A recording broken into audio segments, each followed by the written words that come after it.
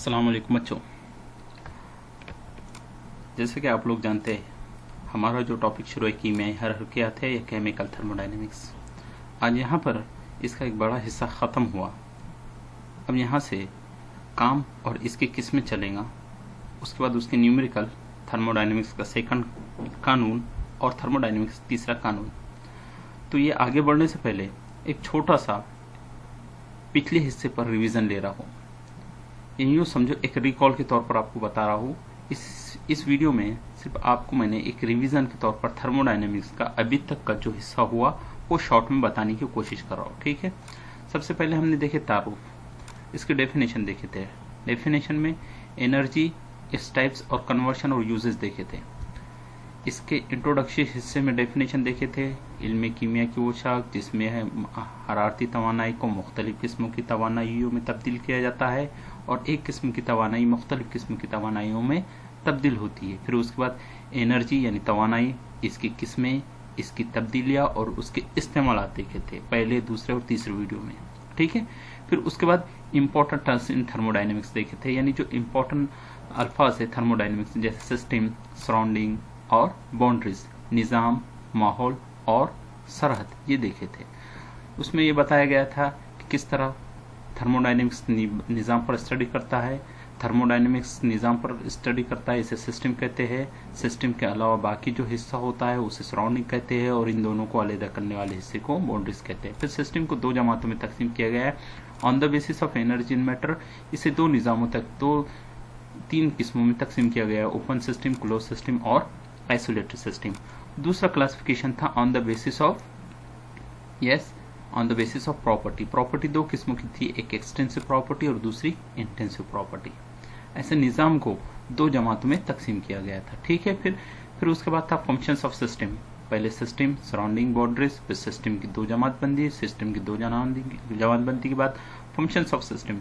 System के दो function थे, एक स्टेट फंक्शन और दूसरा पाथ फंक्शन। स्टेट फंक्शन जो निज़ाम की इब्तिदाई और आखिरी हालत पर मुनहसर होता है। मिसाल के तौर पर इब्तिदाई हालत में P1 V1 T1 U1 हो, जबकि आखिरी हालत में P2 V2 T2 U2 होता है, ठीक है।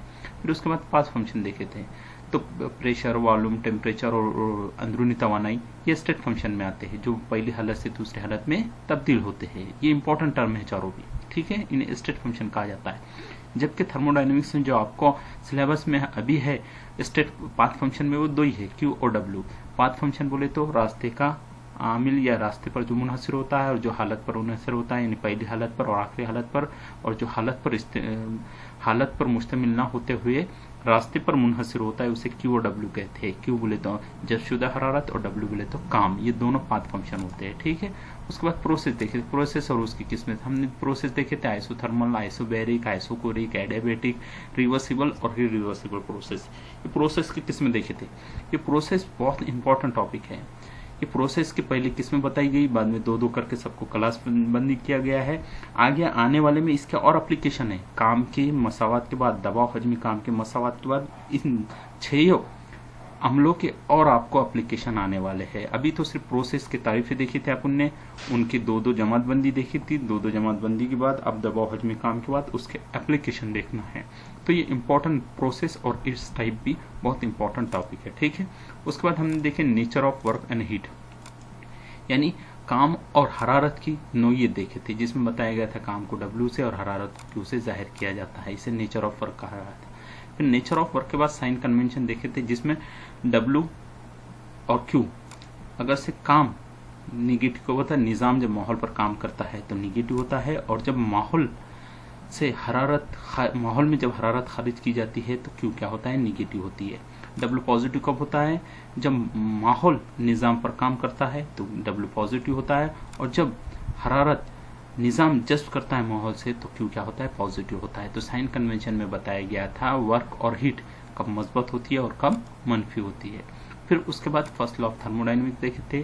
फर्स्ट लॉ ऑफ थर्मोडायनेमिक्स के मुख्तलिफ बयान देखे थे। तवानाई ना तो पैदा की जा सकती ना ही ख़त्म की जा सकती, बल्कि एक किस्म की तवानाई दूसरी किस्म की तवानाई में तब्दील की जा सकती है। मुख्तलिफ बयान देखे थे। फिर उसके मैथमेटिकल इक्वेशन देखे थे। उसमें बताया गया था डेल्टा U ये जज़्बशुदा हरारत Q और काम का मजमुआ होता है, यानी अंदरूनी तवानाई ये Q और W का मजमू का हासिल मसावी होता है। Delta U is equal to Q plus W. इनको मुख्तलिफ फॉर्म में लिखा जाता है, क्यू की भी शक्ल में लिखा जा सकता है, डब्ल्यू की भी शक्ल में लिखा जाता है, जिसमें आपको डेल्टा यू ये बताया गया था, ये चेंज इन इंटरनल एनर्जी है, जिसे अंदरूनी तवानाई की तब्दीली कहा जाता है। ठीक है, उसके बाद यू इज इक्वल टू, यानी ये अंदरूनी तवानी क्या है, काइनेटिक एनर्जी और पोटेंशियल एनर्जी, यानी तवानाई बिल कवा और तवानाई बिल हरकत का मजमुआ बोले तो अंदरूनी तवानाई होती है, और अंदरूनी तवानाई की तब्दीली को डेल्टा यू से ज़ाहिर किया गया था। ठीक है, इसको ऐसा भी लिखा जाता है डेल्टा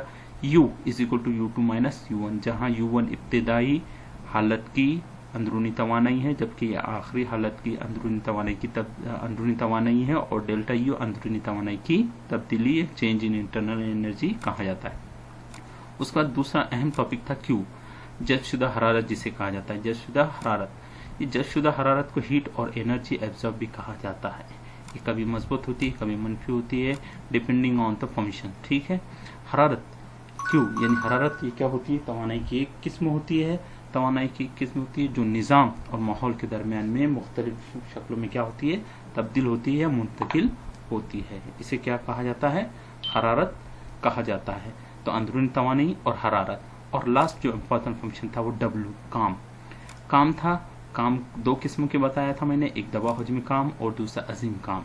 अब दवा हजमी काम ये इंपॉर्टेंट टॉपिक है, और अजीम काम उससे भी इम्पोर्टेंट है। ये दोनों काम अब इसके बाद की वीडियो में आपको बताऊंगा, जिसमें सबसे अहम काम जो है अजीम काम है, और उसके अलावा ये दवा हजमी काम आपको एप्लीकेशन के वास्ते बहुत अहम है। ठीक है, ये होगा आपका थर्मोडायनेमिक्स के पहले हिस्से पर रिवीजन।